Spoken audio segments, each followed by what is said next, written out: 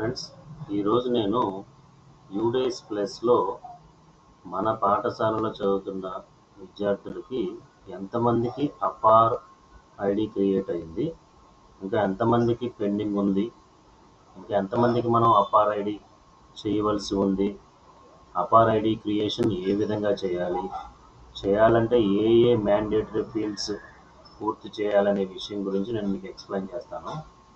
ముందుగా మీరు UDISE plus సైట్లో మీ యూజర్ ఐడి పాస్వర్డ్ తోటి లాగిన్ కండి. సో లాగిన్ అయిన తర్వాత మీకు UDISE plus home page display అవుతుంది. అంటే ఇది యూడైస్ ప్లస్ స్టూడెంట్ మాడ్యూల్లో ఆ హోమ్ పేజ్ డిస్ప్లే అవుతుంది. ఈ హోమ్ పేజ్ డిస్ప్లే అయిన వెంటనే మనకి మన పాఠశాల యొక్క వివరాలు అన్నీ క్లియర్గా కనిపిస్తాయి.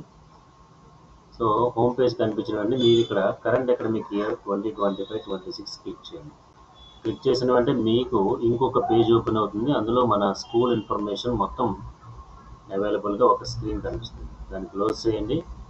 ఇప్పుడు ఇందులో మనకి స్కూల్ డీటెయిల్స్ గ్రేడ్ వైజ్ అంటే స్కూల్ డాష్ బోర్డ్ డిస్ప్లే అవుతుంది. అందులో మన పాఠశాలలో ప్రస్తుతం ఎంతమంది విద్యార్థులు చదువుతున్నారు, టోటల్ కంప్లీట్ డీటెయిల్స్ మొత్తం అన్నీ మనకి ఇందులో ఉంటాయి.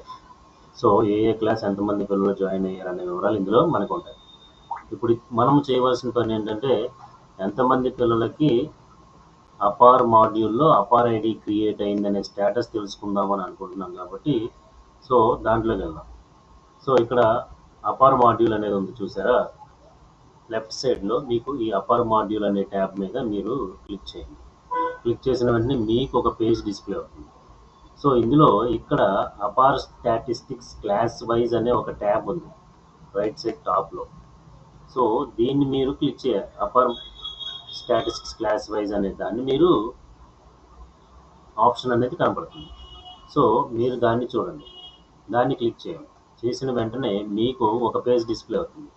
సో టోటల్గా క్లాస్ వైజ్ మన పాఠశాలలో ఉన్న విద్యార్థుల యొక్క అపార్ స్టాటిస్టిక్స్ మనం ఇక్కడ చూడొచ్చు.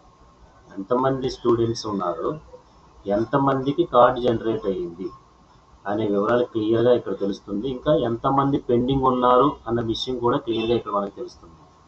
సో క్లాస్ వైజ్ ఎంతమంది పెండింగ్ ఉన్నారు అనే వివరాలు మనం క్లియర్గా ఇక్కడ చూసుకోవచ్చు. చూసుకుని దాన్ని బట్టి ఇంకెంతమందికి మనం అపార్ ఐడి క్రియేట్ చేయాలి, ఏ పిల్లలకి క్రియేట్ చేయాలి అనేది క్లియర్గా మనము ఐడెంటిఫై చేయగలుగుతాం. సో ఇప్పుడు బ్యాక్ వచ్చి ఏ పిల్లలకి అపార్ ఐడి జనరేట్ అయింది, ఏ పిల్లలకి అపార్ ఐడి జనరేట్ కాలేదని కూడా మనము చూడొచ్చు. ఇక్కడ డౌన్లోడ్ స్టూడెంట్స్ అపార్ స్టేటస్ అని చూసారా? దీన్ని క్లిక్ చేస్తే మనకి మన పాఠశాలలో ఎంతమందికి కార్డ్ జనరేట్ చేశాము, ఎంతమందికి జనరేట్ చేయలేదు అనే వివరాలు తెలుస్తాయి. ఈ డౌన్లోడ్ స్టూడెంట్స్ అపార్ స్టేటస్ అనేది క్లిక్ చేయండి. క్లిక్ చేసిన వెంటనే మీకు ఒక ఎక్సెల్ ఫైల్ డౌన్లోడ్ అవుతుంది. సో ఆ ఎక్సెల్ ఫైల్లో మీరు ఎంతమంది పిల్లలకి జనరేట్ అయింది, ఎంతమంది పిల్లలకి ఇంకా జనరేట్ కావాల్సి ఉందనే వివరాలు క్లియర్గా మీకు తెలుస్తాయి. సో చూసారా, ఇక్కడ ఈ ఎక్సెల్ ఫైల్ ఓపెన్ అయిన వెంటనే మీకు క్లియర్గా విజిబుల్గా తెలుస్తుంది. ఇక్కడ అపార్ స్టేటస్ అనేది మీరు ఈ ఎక్సెల్ ఫైల్లో మీరు చూసుకోవచ్చు అనమాట. ఎంతమంది పిల్లలకి జనరేట్ అయింది, ఎంతమంది పిల్లలకి జనరేట్ కాలేదనే విషయం మీరు ఈ ఎక్సెల్ ఫైల్ డౌన్లోడ్ చేసుకున్న వెంటనే మీకు ఈ ఎక్సెల్ ఫైల్లో చూసుకోవడానికి వీలు కలుగుతుంది. చూసారా, ఇక్కడ హెచ్ కాలంలో ఈ అపార్ కార్డ్ జనరేటెడ్ స్టేటస్ అని ఉంది. జనరేటెడ్ మీన్స్ జనరేట్ అయిందనమాట. సో ఇంకా ఏ పిల్లవాడికి జనరేట్ కాలేదు అన్న వివరాలు ఇక్కడ నాట్ అప్లైడ్ అంటే ఇంకా జనరేట్ కాలేదు. వీళ్ళకి మనము జనరేట్ చేయాలి ఇప్పుడు. సో ఏ విధంగా జనరేట్ చేయాలనేది నేను మీకు ఇప్పుడు ఎక్స్ప్లెయిన్ చేస్తాను. సో స్టెప్ బై స్టెప్ మనము ఎలా జనరేట్ చేయాలనే విషయాన్ని తెలుసుకుందాం. సో మీరు ముందుగా ఏం చేయాలంటే ఇక్కడ క్లియర్గా కనబడుతుంది, ఈ పైన అపార్ మాడ్యూల్ పైన మీకు కనబడుతుంది చూసారా?